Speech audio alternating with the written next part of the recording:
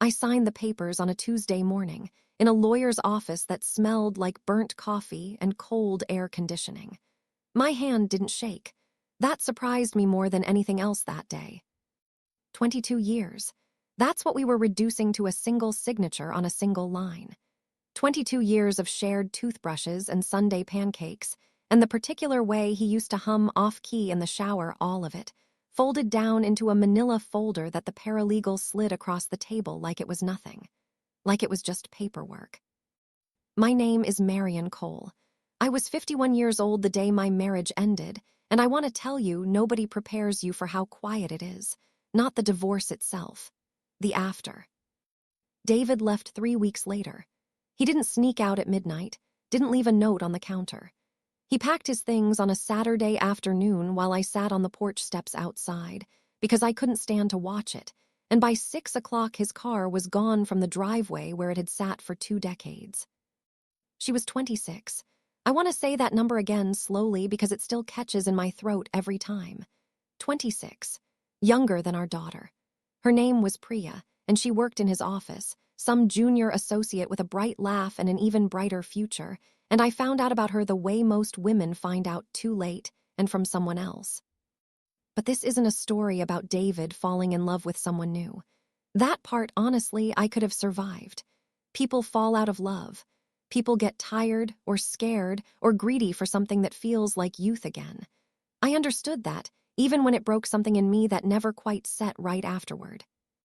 No, this story is about what came after. About a phone call I received 11 months later from a man named Dr. Alan Whitfield, who I had never spoken to in my life.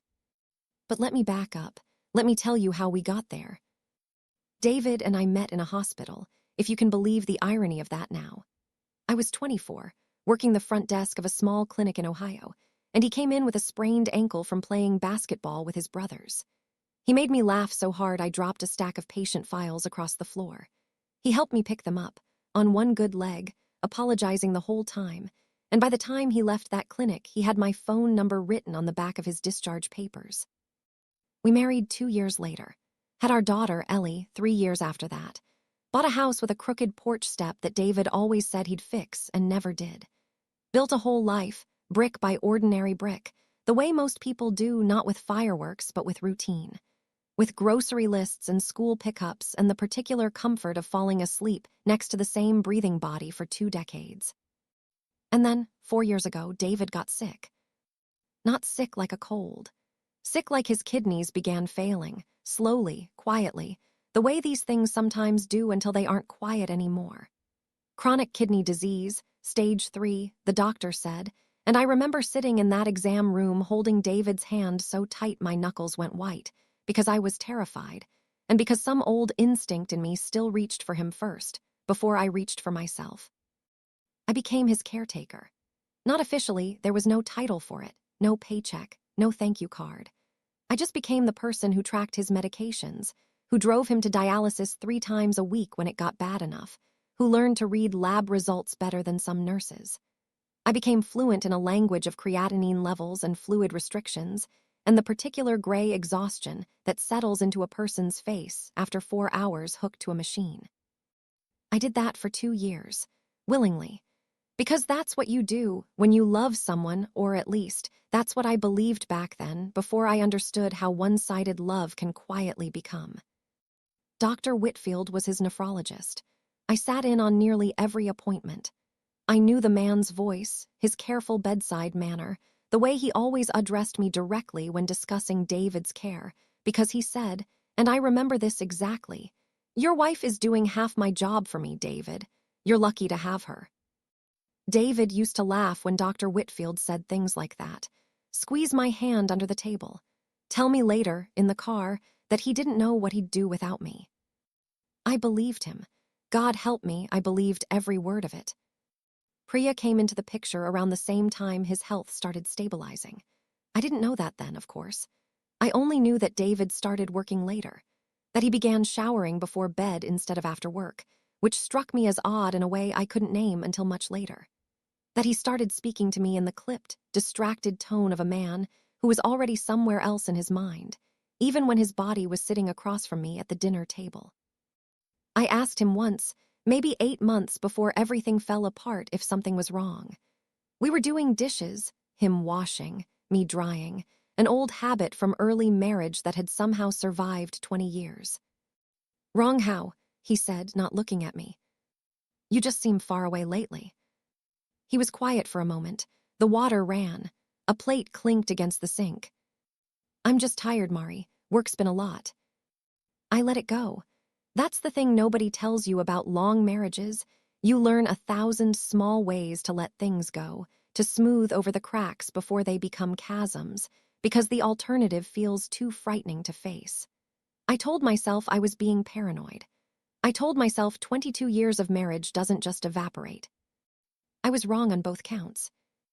I found the messages by accident. Isn't that always how it happens? His phone buzzed on the kitchen counter while he was in the shower, and I wasn't snooping. I want to be clear about that. I was simply standing near it when Priya's name lit up the screen with a heart emoji beside it. One heart emoji. That was all it took to unravel 2 decades. I didn't confront him that night. I sat with it instead, alone at the kitchen table until nearly 2 in the morning, running my thumb along the rim of a coffee mug that had gone cold hours before, trying to decide what kind of woman I wanted to be when I finally said the words out loud. I confronted him 3 days later. He didn't deny it. I'll give him that much. He didn't insult me with a denial. He just sat down across from me, put his face in his hands, and said, I didn't mean for it to happen.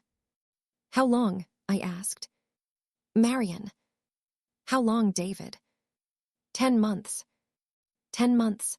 While I was measuring his fluid intake and driving him to dialysis and holding his hand in Dr. Whitfield's office, he was building a whole other life with a woman young enough to be his daughter. I remember feeling strangely calm in that moment, the way you feel calm right before something in you breaks completely, a stillness right at the center of the storm. I want a divorce, I said, and I meant it, even though saying it felt like reaching into my own chest and pulling something out by the root. He didn't fight me on it. That was its own kind of wound. How easily he let me go, how quickly the papers moved once I asked for them. Within 2 months, we were sitting in that lawyer's office. Within 3, he was gone. Ellie, our daughter, didn't speak to him for weeks after she found out about Priya. She'd call me every night instead, furious on my behalf in the way only a grown child can be, and I'd tell her I was fine. I was handling it, because that's what mothers do. We perform strength even when we're hollowed out underneath it. What I didn't tell Ellie, what I didn't tell anyone, was how afraid I was underneath the anger. Because somewhere in those 2 years of caretaking, I had quietly become someone whose entire identity was wrapped around keeping David alive. And now that job was gone. Now I didn't know who I was without it. I threw myself into small things after he left. I repainted the bedroom a color he always hated. I finally got a dog, something he'd refused for years, claiming allergies I'm fairly sure he invented. I started walking every morning before sunrise, not because I loved exercise, but because moving my body was the only thing that made the silence in the house feel survivable. 11 months passed this way, slow, aching, but survivable. And then, on an ordinary Thursday afternoon, my phone rang with a number I didn't recognize. Is this Marion Cole? The voice asked. Yes, who's calling? Marion, it's Dr. Whitfield, David's nephrologist. My stomach dropped straight through the floor. Is David okay? Did something happen? There was a pause on the line, a long, heavy pause that told me everything before he said a single word. Marion, he said slowly, I think there's been a serious misunderstanding. I need to ask you something, and I need you to be honest with me. Okay. Did you tell our office to remove yourself as David's emergency contact and care coordinator? Because someone submitted a form 6 months ago ending your access to his medical updates entirely. And Marion, David's numbers have gotten much, much worse since then. I need to understand what happened, because from what I'm looking at in this file, I don't think you're the one who made that call at all. I stood frozen in my kitchen, the phone pressed so hard against my ear it hurt, and for the second time in less than a year, the whole world tilted sideways beneath my feet. For a moment, I couldn't speak.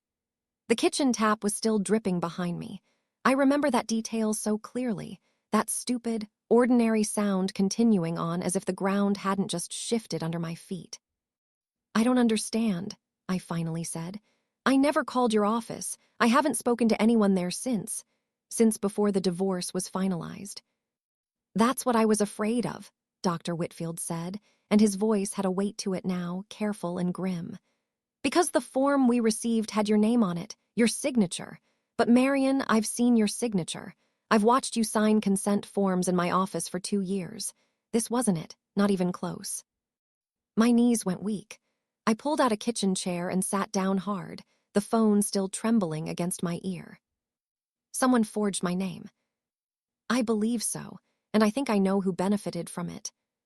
He didn't say her name. He didn't have to. Something cold and sick settled in my stomach because I already knew. "Priya," I whispered. "I can't confirm details of who submitted paperwork. That's not something I'm permitted to discuss," Dr. Whitfield said carefully. And doctors, I was learning, speak in these careful legal loops even when their voices betray exactly what they believe. "But I can tell you this. Once that form came through, David stopped receiving the reminder calls we used to route through you. He missed 2 dialysis sessions in the last 4 months. His potassium levels are dangerously elevated. And when my office tried reaching him directly, the calls went unanswered for weeks at a time." I closed my eyes. I thought about all those months, all those mornings I woke up and told myself David's health was no longer my burden to carry, that I had earned the right to let it go, to protect myself, to finally breathe. And the entire time, someone had quietly severed the one thread keeping him tethered to proper care, and let him believe, perhaps, that I was the one who cut it. "Does David know I didn't do this?" I asked. "I don't know what David believes," Dr. Whitfield admitted. "But Marion, he's not doing well. I think, given the seriousness of this, you deserve to know the truth. And I think, frankly, he deserves to know it too." I sat in that kitchen for a long time after we hung up, staring at nothing, feeling something complicated twist through my chest, not quite anger, not quite grief, but some tangled cousin of both. Because here was the truth I had to reckon with. I owed David nothing anymore. Legally, emotionally, in every practical sense, our story had already ended. And yet I could not shake the image of him alone in some sterile room, his body failing by degrees, believing that the woman who had once memorized his lab values like scripture had simply washed her hands of him out of spite. I called Ellie that night. She listened in silence as I explained everything, and when I finished, she was quiet for a long moment. "Mom," she said carefully, "you don't have to do anything about this. You know that, right? You don't owe him anything." "I know," I said, "but I keep thinking about Dr. Whitfield's voice. He sounded scared for him, Elle, genuinely scared." "That's not your responsibility anymore." "I know that too," I said, and I did know it in my head at least. My heart, stubborn old thing that it was, hadn't quite caught up to the divorce decree yet. I didn't call David that night, or the next. I sat with the information for 4 days, turning it over and over, trying to understand what kind of woman I wanted to be on the other side of this decision. Vengeful, detached, merciful. I tried each one on like a coat and none of them fit right. On the 5th day, I called Dr. Whitfield's office instead and asked if I could speak with him directly, off the record, one more time. "I'm not asking to be reinstated as his contact," I told him. "I just need to understand what's actually happening to him, medically, as a human being, not as his ex-wife." Dr. Whitfield was quiet for a moment. "His kidney function has declined significantly," he said finally. "If this continues on its current path without proper management, we're looking at dialysis becoming a near-daily necessity within the year. Possibly a conversation about transplant candidacy after that." I felt the air leave my lungs. Does Priya know how serious this is? "I couldn't say what she understands," he replied, "but I can tell you that when she's accompanied him to appointments, she seemed overwhelmed, uncertain. This is a lot for anyone to manage. It was a lot for you, and you had years to learn it." That detail undid something in me. Not sympathy for Priya, exactly. I wasn't ready for that, and maybe I never would be. But something closer to recognition. She was 26 years old, playing house with a sick man twice her age, in over her head in ways she probably hadn't understood when the affair felt like romance instead of consequence. I thought about reaching out to David for 3 more days after that call. I drafted texts I never sent. I dialed his number twice and hung up before it rang.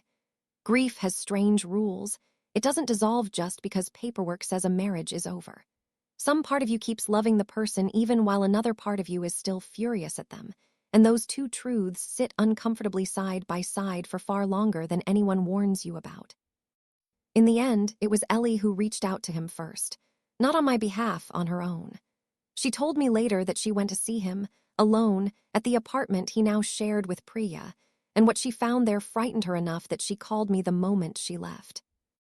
"Mom," she said, her voice tight, "he looks so thin. He didn't even seem like himself. And I asked him straight out if he knew you weren't the one who pulled his medical access, and he got this look on his face, like he didn't even know that was a possibility. He didn't know. I don't think so. I think he assumed you walked away from all of it. From him. I think he's been sitting there for months thinking you hated him enough to cut off his health care out of spite." Something ached deep in my chest at that. Not because I cared what David thought of me anymore, or so I told myself, but because the idea that he'd spent months believing I was capable of something so cruel felt like its own kind of theft. Whatever else had happened between us, I had never once, in 22 years, wished harm on that man. I called him myself, 2 days later. My hands shook the entire time I dialed. He picked up on the third ring. "Marion!" His voice sounded rougher than I remembered, older. "David, I need to tell you something, and I need you to actually listen." I told him everything Dr. Whitfield had shared. The forged form, the missed appointments, the dangerous lab numbers. I kept my voice steady, clinical almost, because if I let myself feel the full weight of it while speaking, I wasn't sure I'd make it through the conversation. There was a long silence on the other end of the line. "I thought you left me to rot," he finally said, quietly. "I thought, God, Marion, I thought that's why you never called, why you never checked in. I told myself I deserved it. I didn't do this, David." "I know that now," he said. "I'm sorry, I'm so sorry I ever believed it." We talked for almost an hour that night, the longest conversation we'd had since the divorce. He told me things had unraveled with Priya in ways he hadn't expected, that the reality of his illness had frightened her more than either of them anticipated, that somewhere in the last year she had quietly started making decisions on his behalf that he'd been too exhausted, too sick, to properly question. I want to tell you I felt vindicated hearing that. Mostly, I just felt tired. Tired in the way you feel after carrying something heavy for a very long time and finally setting it down, only to discover your arms still ache from the weight of it. I didn't go back to him. I want to be clear about that, because I know some of you listening might expect a reunion, a tearful reconciliation, two broken people finding their way back to each other. That's not what happened, and honestly, I don't think it's what either of us needed. What I did do was help him find his footing again, not as his wife, but as the mother of his daughter, as someone who still, despite everything, didn't want to watch him disappear. I gave Dr. Whitfield's office Ellie's contact information as a secondary point of care. I made sure the forged form was formally corrected in his medical file. And yes, I'll admit, I made sure there was a paper trail documenting exactly what had happened and who had submitted it. Priya moved out 3 months later. I don't know all the details, and honestly, I didn't ask for them. Some stories aren't mine to carry anymore. David started dialysis on a proper, consistent schedule again. His numbers began to stabilize slowly, the way these things do. He calls Ellie every week now. Sometimes, on holidays, he calls me too, not as a husband, not as anything I have a name for anymore, but as someone who shares 22 years of history with me that neither of us can simply erase, no matter how the paperwork reads. I think about that phone call from Dr. Whitfield often, about how close I came to never picking up, to letting the misunderstanding calcify into permanent bitterness on both sides. I think about how easy it would have been for David to die believing I had abandoned him out of cruelty, and for me to spend the rest of my life never knowing that a stranger's signature had rewritten the story of who I was. People ask me sometimes if I regret signing those divorce papers. I don't. David and I were never meant to grow old exactly the way we planned. Some marriages simply run their course, and mine had. But I've learned something in the year since that phone call rang through my kitchen. Loving someone, even after you've stopped being married to them, doesn't disappear just because a judge signs an order. It just changes shape. These days, I still walk every morning before sunrise, my dog trotting along beside me, the sky slowly turning that pale, uncertain color right before the sun breaks through. And I think about how strange it is, the things that save us. A doctor's phone call, a daughter's courage, a truth that almost stayed buried forever, if not for one honest man who refused to let a lie stand unquestioned. I signed the papers. He left with a young girl. And in the end, it wasn't revenge or bitterness that brought the truth to light. It was one small act of honesty from a stranger who simply couldn't sit still while an innocent woman took the blame for someone else's cruelty. That, I've come to believe, is its own kind of grace.